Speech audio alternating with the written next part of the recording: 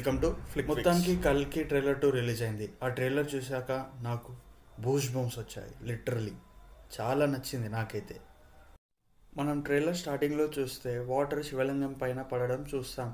And అప్పుడే water ఆగిపోతుంది. And next షాట్లోనే Ashwatthama సమయం వచ్చింది అంటారు. అండ్ నెక్స్ట్ షాట్లోనే దీపిక గారితోని మీకు పుట్టేది మామూలు ప్రాణం కాదమ్మా అని అంటారు.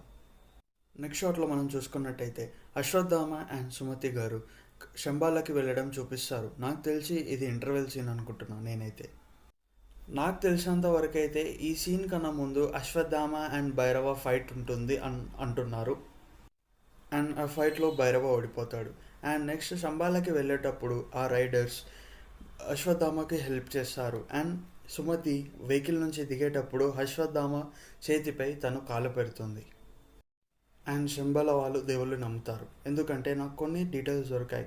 కొన్ని షార్ట్స్లో మనకి అక్కడక్కడ దేవుడి విగ్రహాలు చూడొచ్చు శంబాలలో.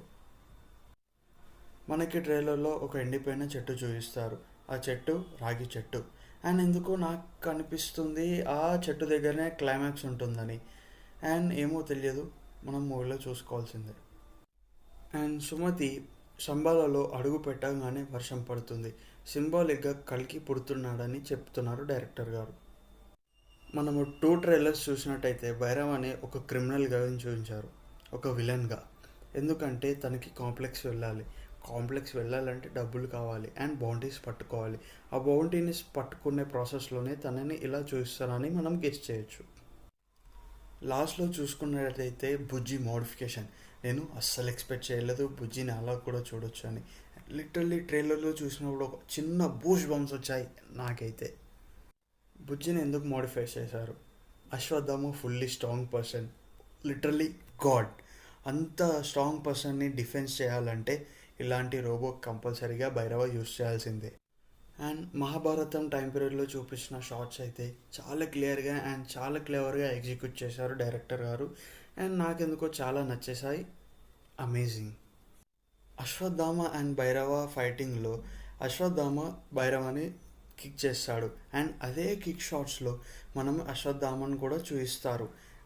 అశ్వత్థామని తన్నింది ఎవరు? అదర్ కృష్ణ అయి ఉండాలి, అర్జునుడు అయి ఉండాలి. లాస్ట్ 2 ట్రైలర్స్ చూసుకున్నట్టయితే భైరవ్ ఒక డైలాగ్ అంటారు, ఇప్పటి వరకు నేను ఒక్క ఫైట్ కూడా ఓడిపోయింది లేదు, వెళ్ళి రికార్డ్స్ చూసుకో. ఎందుకో ఇది నాకు ఇండైరెక్ట్గా విష్ణుమూర్తి గారికి కనెక్ట్ అవుతుంది అనిపిస్తుంది. ఎందుకంటే విష్ణుమూర్తి గారు కూడా ఒక్క ఫైట్లో కూడా ఓడిపోలేదు.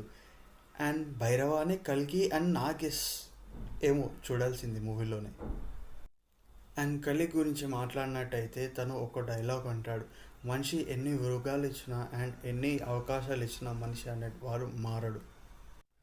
నాకెందుకో కలి గారు అన్బోర్న్ బేబీస్ ఎనర్జీ తీసుకొని తను సర్వైవ్ అవుతున్నారు అనిపిస్తుంది నాకైతే. అండ్ మనం ట్రైలర్లో ల్యాబ్ షాట్స్ చూసుకున్నప్పుడు ఒక మిషన్లో అన్బోర్న్ బేబీస్ పైన ఒక పైప్ లాంటిది పెట్టి తన ఎనర్జీ తీసుకున్నట్టు చూపిస్తారు. ఇది నా గెస్ మాత్రమే. అండ్ స్టోరీ మనం మూవీలో చూసి తెలుసుకోవాల్సిందే. అండ్ శంబాల ప్రజలు ఎన్నో కష్టాలు అనుభవిస్తూ ఉంటారు, మనం ట్రైలర్లో చూసుకోవచ్చు. అండ్ భైరవ ఇదంతా చూసి తన లోపల ఉన్న చెడుని అంతం చేసి అండ్ తన లోపల ఉన్న మంచిని ముందుకి తీసుకొచ్చే టైంలోనే కల్కి అవతరిస్తాడు అని నాకు అనిపిస్తుంది. అండ్ తెలియదు, మనం చూడాల్సిందే మూవీలో. ఇవన్నీ గెసెస్ మాత్రమే. Let's hope for the best. Thank you guys for watching our video. Please subscribe to channel Flick Fix.